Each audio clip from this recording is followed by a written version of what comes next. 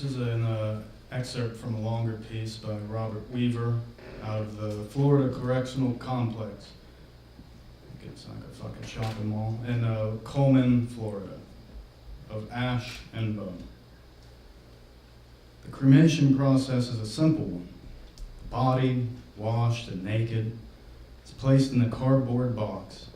The box is placed upon a conveyor, manually guided into the furnace or retort. The temperature of the retort climbs quickly, leveling off about Fahrenheit 1750, plus or minus 50 degrees. Gas-hot flames first burn away the cardboard box and lick at the flesh of the deceased. The skin quickly peels away, revealing layers of bubbling fat and blackening meat. This part of the cremation process is gruesome. A fire-cooked cadaver is not a pleasant sight, but it can be oddly satisfying. Hours pass. Eventually all that's left of a grown man is a white-gray residue of ash and bone. Not everything is reduced to ash, however. Remaining chunks of bone and tooth must be collected for further reduction in a blender-like device called a cremulator. Some things contained within the bodies of the departed, though blackened, melted, rendered unrecognizable to the untrained eye, dental implants, artificial joints, orthopedic screws, etc., they cannot be reduced further, and they must be disposed of properly. A titanium hip replacement, properly disposed of, can come back and kick a man in the ass, so to speak. Mr. Romano's cremation process, including the emulsification of various pieces of bone and one tooth in the cremulator, took the better part of a morning. I gathered his cremains, the ash and bone that once was Mr. Romano, and this was the sum total of a man. His life from beginning to end. Now a few pounds of dust. Stardust. That's what my predecessor, Mr. Harold Raw Dog, called it. Or carbon-based life forms, Raw Dog had said.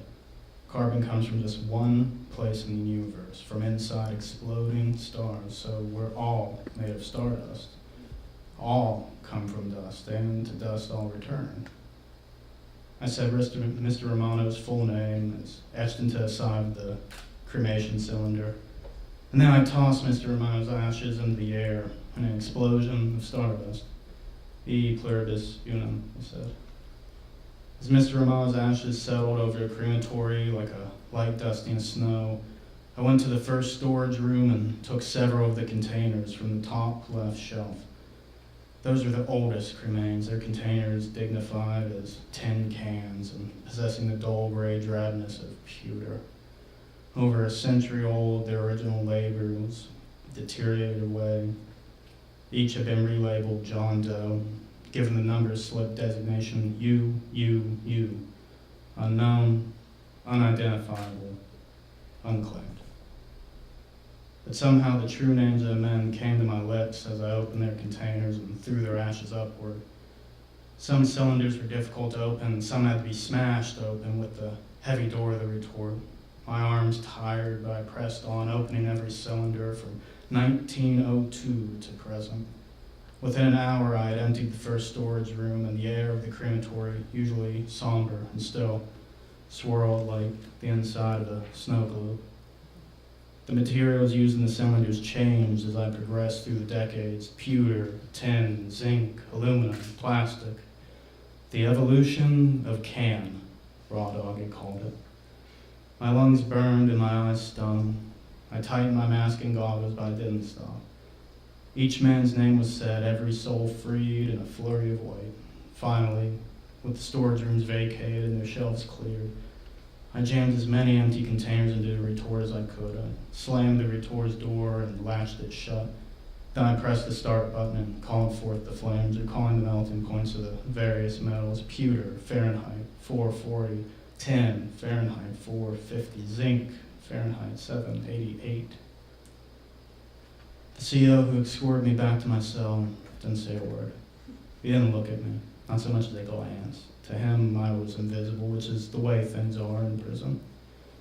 My hair powdered with the ashes of 1,733 dead men and an untold number of stars. I sat on my bunk until the lights went out. I undressed, went to the sink, braced myself on its edges, and looked into the mirror. There, for the first time, I saw him, the ghost, with his weary face and dark, dead eyes. We glared at each other. Hours passed, and I knew without question what still needed to be accomplished. I confessed to him, told him the worst thing I had ever done. I began my confession with the phone call I'd received 17 years ago. The call had come from my grandfather's house, but it wasn't his voice on the other end. I finally did it, she said, and then she told me what she'd done. You shouldn't have called me, I said, and soon I was heading north on I-75 to Cincinnati, stopping only as necessary. When I reached my grandfather's house, she opened the door and took me into his bedroom. I saw the blood, checked him for signs of rigor mortis. His skin was cold to my touch. They'll be able to tell when he died, I said. She began to cry. You've got to help me. And she said something that's haunted me ever since. You should have never left me. And that night I drove restlessly back to Atlanta. The next morning I reduced our tormentor to ashes. This is the worst thing I've ever done, I told the ghost. I ran away at age 15, left my 12-year-old sister in the care of my abuser. I confessed how my stupidity, my selfishness, my inaction had turned my little sister into a murderer, and I added her secret safe with me. The ghost nodded once, but otherwise he returned only silence. I think he understood.